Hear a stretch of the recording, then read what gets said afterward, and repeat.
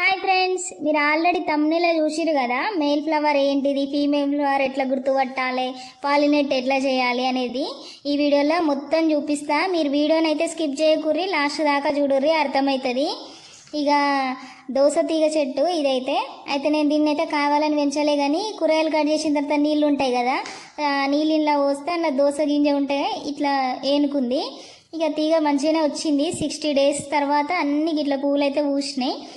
ఇక పూసినాయి కానీ ఇవన్నీ మేల్ ఫ్లవర్సే ఉన్నాయి. నేను అనుకున్న ఇంకా కాయలు కాయగా వచ్చి ఇక తీసేద్దామని అనుకునే టైంలో నాకు పిందెలు అయితే కనిపించినాయి, అదే ఫీమేల్ ఫ్లవర్స్ కనిపించినాయి. ఇదైతే మేల్ ఫ్లవర్ అన్నమాట.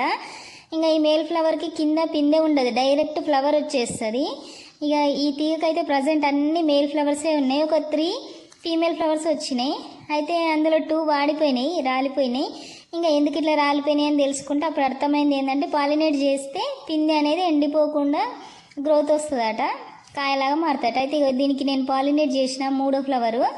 ఇక ఇదైతే ఆగింది నాకు. అయితే మీకు డౌట్ రావచ్చు, పొలాలలో వేస్తారు కదా, మరి వాళ్ళు పాలినేట్ చేస్తారా అని డౌట్ రావచ్చు. వాళ్ళు పాలినేట్ చేయరు, కానీ దాంట్లో అక్కడ ఏంటంటే బటర్ఫ్లైస్ ఉంటే, క్రిమి కీటకాలు ఉంటే, ఫుల్ గాలి ఉంటుంది కదా, అప్పుడు ఈ ఫ్లవర్లో ఉన్న పుప్పొడి వచ్చేసి పక్కన ఫ్లవర్లో పడుతుంది కదా, అప్పుడు పాలినేట్ ఆటోమేటిక్గా అయిపోద్ది అన్నమాట.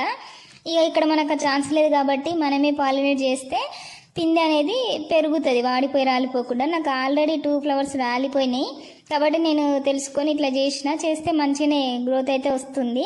ఇంకా ఫీమేల్ ఫ్లవర్కి అయితే మధ్యలో గ్రీన్ కలర్గా ఉంటుంది, మేల్ ఫ్లవర్కి అయితే ఇట్లా ఉంటుంది ఎల్లో కలర్లో, అది పుప్పొడి అన్నమాట.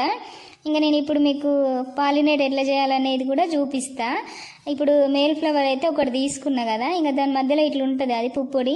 ఈ ఫీమేల్ ఫ్లవర్లో గ్రీన్ కలర్ ఉంటుంది, దానిపైన ఇదే ఆనించాలి, ఇట్లా తగిలించితే దీంట్లో ఉన్న పౌడరు దానిపైన పడి కింద ఉన్న పిందెకి గ్రోత్ అనేది ఏర్పడుతుందంట. అయితే రాలిపోకుండా ఉండడానికి మనకి హెల్ప్ అవుతుంది. అయితే నేను ఆల్రెడీ దీనికి చేసిన కదా, ఇంకా మళ్ళీ చేయొద్దు, చేస్తే ఇక మళ్ళీ అది ఖరాబ్ అవుతుందో ఏమవుతుందో. రాక వచ్చింది. ఇక సరే పక్కన ఫ్లవర్కి పెట్టి చూపిస్తాడండి. ఇట్లా మేల్ ఫ్లవర్ తీసుకొని ఒక 10 to 15 seconds ఇట్లా అనడం వల్ల దాంట్లో ఉన్న పౌడర్ అంతా కింద ఫ్లవర్ పై పడిపోతుంది. అట్లా పడిపోయిందంటే కింద పిందె కనుక ఉంటే అది మంచిగా బలంగా పెరుగుతుంది, గ్రోత్ వచ్చి పెరుగుతుంది. లేదంటే రాలిపోతుంది, ఎండిపోయి. మీకు కూడా ఇట్లా దోస తీగుండి సేమ్ నాలాగే కనుక ప్రాబ్లం అయితే ఇప్పుడు ఇట్లా చూసిరు కదా, ఇట్లా పాలినేట్ చేసుకోండి, ఖచ్చితంగా పిందెలు అయితే పండుతాయి, కాయలు అయ్యి పండుతాయి. ఇంకా ఇక్కడ ఆల్మోస్ట్ అయితే అన్ని మేల్ ఫ్లవర్సే ఉన్నాయి. ఇక మీకు ఈ వీడియో ఖచ్చితంగా యూజ్ అవుతుందని నేను అనుకుంటున్నా. ఒకవేళ మీకు యూజ్ అయినట్టయినా వీడియో కనుక నచ్చితే ప్లీజ్ లైక్ చేయండి, అట్లనే వేరే వాళ్ళకు కూడా షేర్ చేయండి, వాళ్ళకు కూడా యూజ్ అవుతుంది. అండ్ సబ్స్క్రైబ్ చేసుకోవడం అస్సలు మర్చిపోకండి.